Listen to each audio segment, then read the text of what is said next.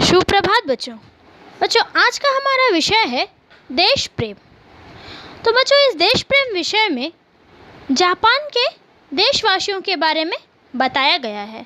अर्थात जापान एक छोटा, सुंदर और खुशहाल देश है। जापानियों के रोम रोम में देशभक्ति भरी हुई है। वे देश के मान सम्मान के लिए बड़े से बड़े त्याग करने को भी तैयार रहते हैं। कौन? जापान के वासियों।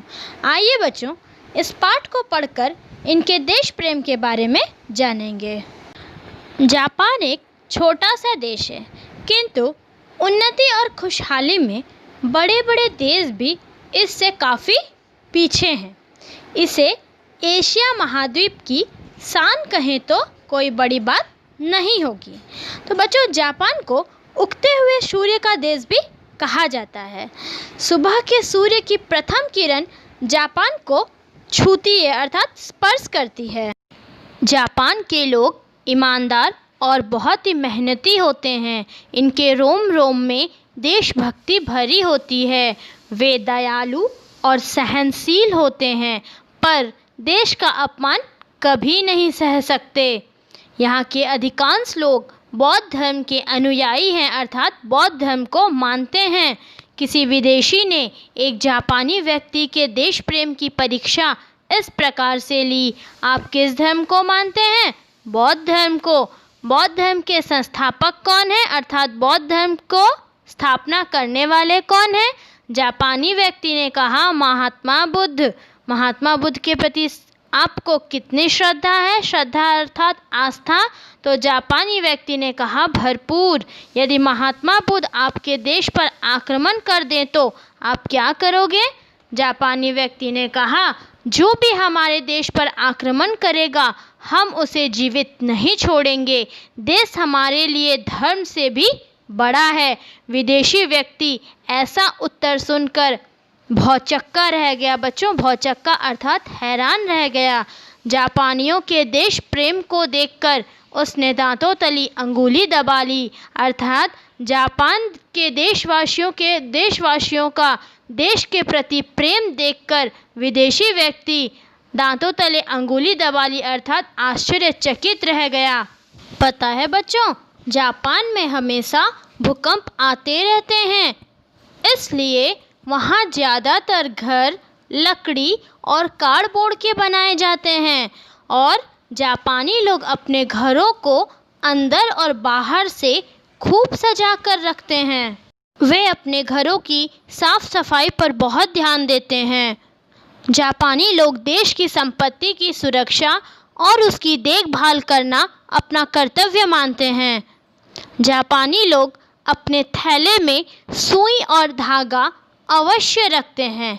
यदि यात्रा अर्थात ट्रैवल, इंग्लिश में जिसको हम ट्रैवल कहते हैं, यात्रा करते हुए उन्हें बस की सीट थोड़ी सी भी फटी हुई दिख जाए तो वे तुरंत सुई और धागा निकालकर उसे ठीक कर देते हैं। शायद इसीलिए जापान की गणना विकसित देशों में की जाती है। कुछ भारतीय छात्र भ्रमण के लिए जापान गए हुए थे। बच्चों, भ्रमण अर्थात सैर। उन्होंने जापान के अनेक शहरों का भ्रमण किया। अंत में छात्र भारत लौटते समय जापान की राजधानी टोक्यो पहुँचे। दिल्ली के लिए उनकी उड़ान सायं अर्थात शाम 8 बजे की थी। छात्रों ने सोचा, क्यों ना आज फिर टोक्यो में कुछ समय घूमा जाए। गाइड ने उन्हें बताया कि आजकल टोक्यो में एक पुस्तक मेला चल रहा है। सभी छात्र मेले में पहुंच गए। उन्होंने अपनी पसंद की पुस्तकें खरीदी। एक छात्र को एक पुस्तक पसंद आई जो कुछ पुरानी सी लग रही थी। उसने सोचा कि इस पुस्तक को खरीदने पर कुछ छूट मिल जाएगी, अर्थात वह पुस्तक मुझे कुछ कम पैसे में मिल जाएगा। वह पुस्तक लेकर पुस्तक विक्रेता के पास गया।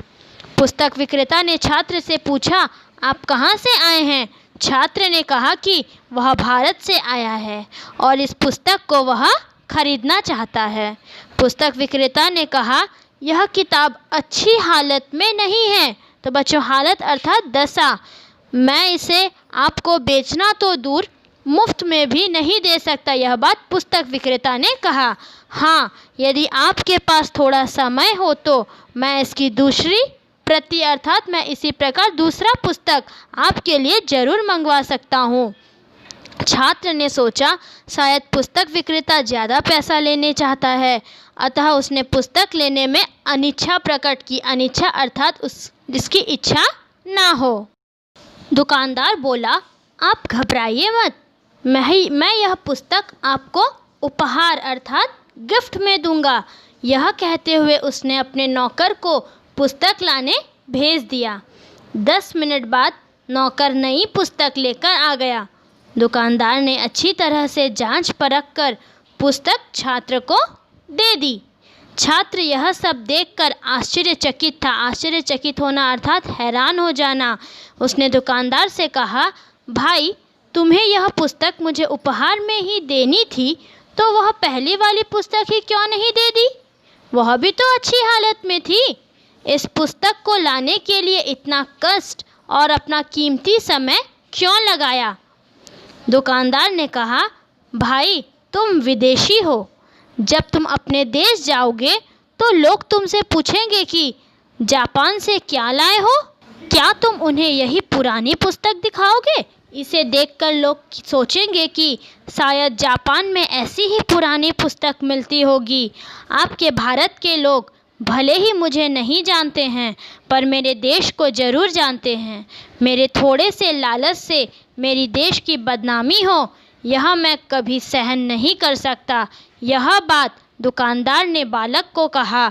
दुकानदार के देश प्रेम को देखकर लड़का आश्चर्यचकित रह गया अर्थात हैरान रह गया।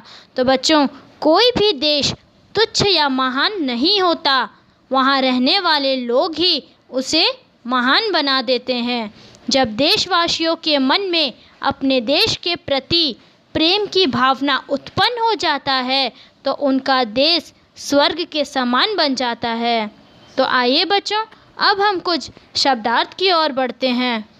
स्पर्श अर्थात छूना, अनुयायी अर्थात मानने वाला, संस्थापक अर्थात स्थापना करने वाला, श्रद्धा अर्थात आस्था, आक्रमण अर्थात हमला करना, भ्रमण अर्थात सैर, हालत अर्थात दशा, अनिच्छा इच्छा न होना, भौचक्का अर्थात हैरान होना, दांतों तले अंगुली दबाना अर्थात आश्चर्यचकित होना, कष्ट अर्थात परेशानी, प्रेम भाव अर्थात प्रेम की भावना।